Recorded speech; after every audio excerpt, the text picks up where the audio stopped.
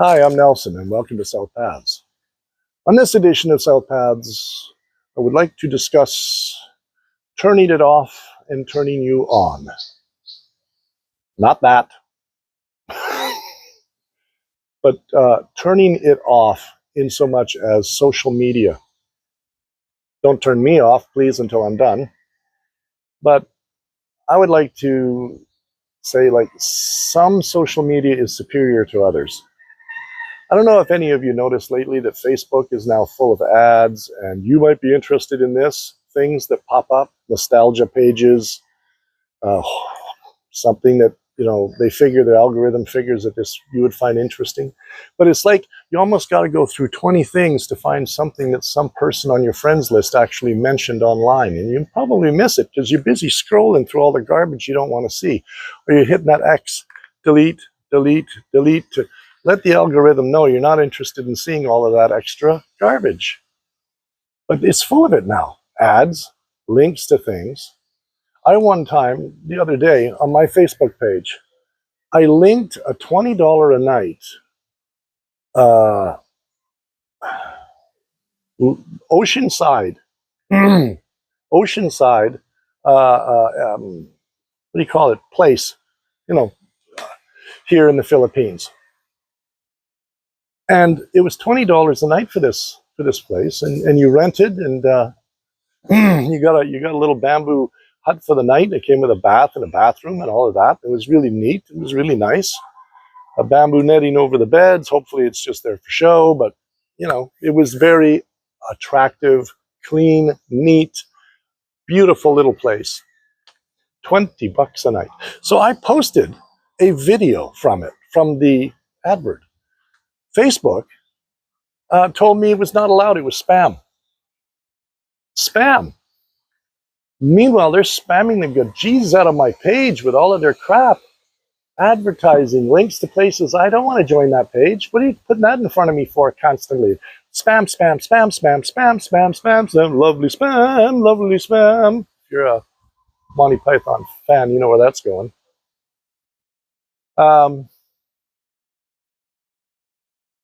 And they said it was spam.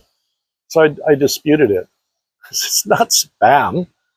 This is funny. This is called the kettle black. Boiling, wow. So anyway, turning it off and turning you on. If you can watch less and do more, you'll get much further in your new life as far as thinking outside the box goes. Like use YouTube to find ideas. Maybe you want to buy a $10,000 sailboat, learn to sail a 30-foot boat, God help you, and you want to sail all over the Caribbean for 2 years. Why not? Just disappear on a boat and just sit there and drink rum and play your guitar and bob over the water day and night heading for the next port of call. Maybe that's what you want. I mean, no one there, just you and your thoughts. You can yell as loud as you want in the dark. Nobody will hear you out there. You can swear and cuss till your lungs collapse. Nice thought, some people. It's nice to me too, but I don't want to. The idea of ending up in the water and waiting to be eaten, or just dying from the sun and the salt water while I'm bobbing in my life jacket for 2 days. Anyway, tune out, turn on. Go into your head. Think about what you'd like, and then go back to Facebook and YouTube and TikTok and all of that, and figure out how to best utilize it as a tool instead of something that occupies our time and just dumbs you down. Use it as a tool. Be specific in your use of it. It'll help you. It'll help you. Perception. Perception is reality, in my opinion. It's complicated. It's complicated because everybody has their own perception of reality, what's real and what's not. And they all have an opinion about it. They all perceive it differently, and that's reality. So you take Bob's reality and George's reality and Nelson's reality and Diane's reality and Becky's reality, and you take everybody's reality and you go, And that's life. Depending on where you live, perceived realities lean this way more or that way more, even which state you live in if you're in the US. I mean, there's a whole different world between Idaho and Mississippi. Big different worlds. So, perception is the art, or reality is the art of perception. And how you think about things is how you will perceive them. Whether you see things in a positive light, a negative light, or a neutral light, that's how you're going to perceive life. You program yourself at some point, usually when you leave the house. It's up to you after that.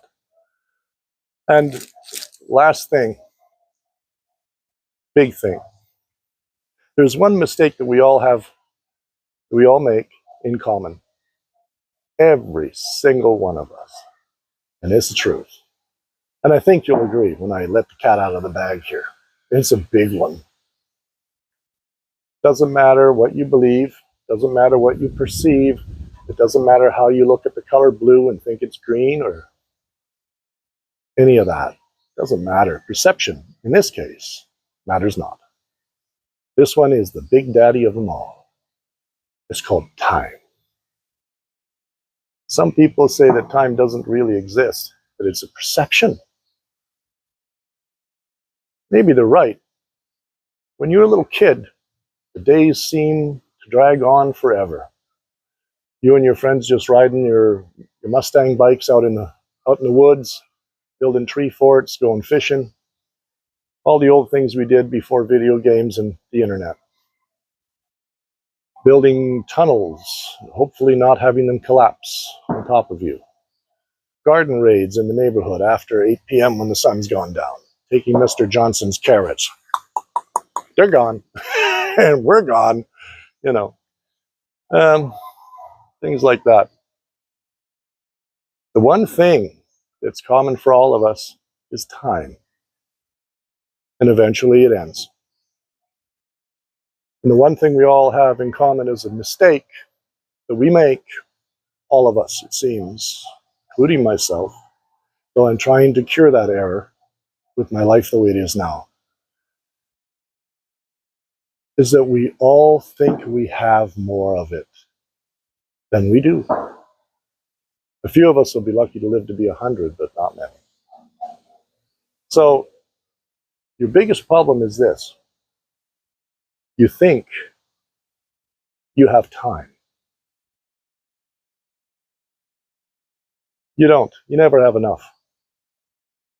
People with their biggest plans in life are the ones that die in their 50s and they wonder what happened. Because they're stressed out. They're overworked. They have giant goals in mind. They're going to work till they're 70 and then live on a luxury yacht with $5 million in the bank. That's what they promised themselves as a teenager. And they're on the way there, but they're not going to make it. Because of all of the caviar and the wine, they're going to have a real nice heart attack due to cholesterol. Well, maybe not the wine, but that's supposed to help cholesterol. But you get my meaning. Rich beef, sugary foods, you know, too many calories in one day, a little chubby, out of shape, no time for the gym. Eventually it gets them. And some of us live with nothing in the woods in a house like this, and we live to be 99 3/4 years old. And right up until the last year, we were out there tilling the garden with an old machine that used to be pulled by a goat, but now it's pulled by him because he can't afford to feed the goat anymore. He's just too stubborn to die. That guy will live forever because he doesn't have stress. He just has work. So he works. He's healthy. No stress. Simple life. There was something else I was going to add to this, but can't recall it now, so I guess I'll just let it go. Anyway, that's it for me on this edition of South Paths. No snow yet, maybe tomorrow. If you are still here, bless you. Please click the like button, consider subscribing, sharing something, put in something in the comments, good or bad, suggestions for future episodes, topics. Yes, I'm going to start saying that every time. Topics for the next episode. if I get more than 3 or 4 guys coming up with the same topic, I'm either going to direct them to a video that has that topic already covered, or I'm going to cover it. So if you guys got specific questions, let me know. Specific concerns, questions, confusion about something, you want clarity about something, if I can answer it, I will. If I can't, I'll find out. Somebody in my neighborhood will know. So that's it for now. I'm Nelson. This is South Paths. See ya.